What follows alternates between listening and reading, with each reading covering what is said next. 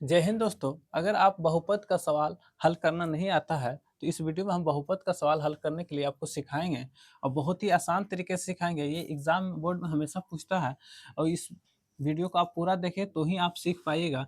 देखिए एक्स बराबर पहला तो जीरो है, दूसरा है माइनस। यहाँ पे बहुत बच्चे गलती कर बैठते हैं, माइनस से प्लस में समझ में नहीं आता है, ठीक है ना। और दूसरा है एक्स बराबर दो। चलिए इसको हल करते हैं। तो देखिए किस प्रकार से हल करेंगे। तो पी एक्स बराबर जो हमारा दिया हुआ है 5x माइनस 4x² प्लस 3, ठीक है। इस तरह से लिख देंगे। पहला हम बना रहे हैं, ठीक है। तो x बराबर कितना है जीरो, तो x का मान जीरो है तो जीरो रख दिए, ठीक है ना।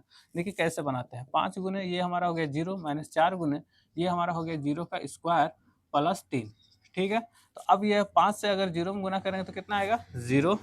अगर माइनस 4 में गुना करते हैं तो कितना आएगा। देखिए ये 4 गुने जीरो, जीरो का स्क्वायर जीरो होता है प्लस 3। तो ये हमारा आया जीरो माइनस 4 से जीरो में गुना करेंगे जीरो प्लस 3। तो इसका हमारा आंसर कितना आ गया 3, ठीक है ना। ये हमारा आंसर बन गया, ये पहला सवाल बन गया, ठीक है। चलिए अब दूसरा इसका हल करते हैं, ठीक है। दूसरा हमारा है x बराबर कितना है, तो हमारे पास 1 है, तो 1 लेंगे। तो अब हम क्या करेंगे, देखिए x का मान -1। दूसरा सवाल हो गया पी एक्स का मान -1।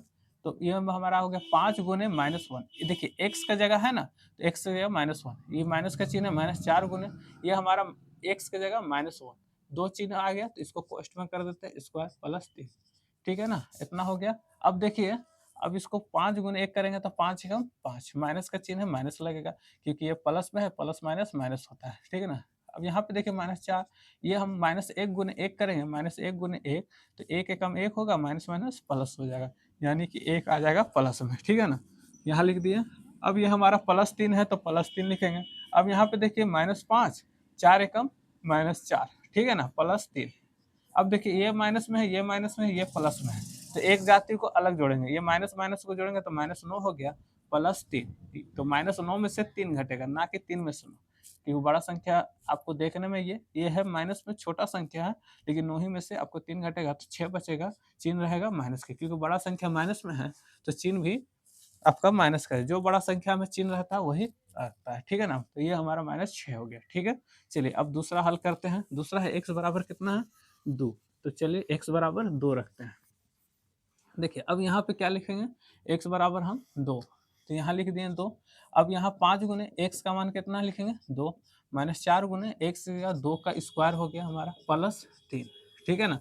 ये तो ये हमारा हो गया 5 दूना 10, ये हमारा हो गया -4 है, माइनस का चिन्ह है तो माइनस यहाँ लिखेंगे।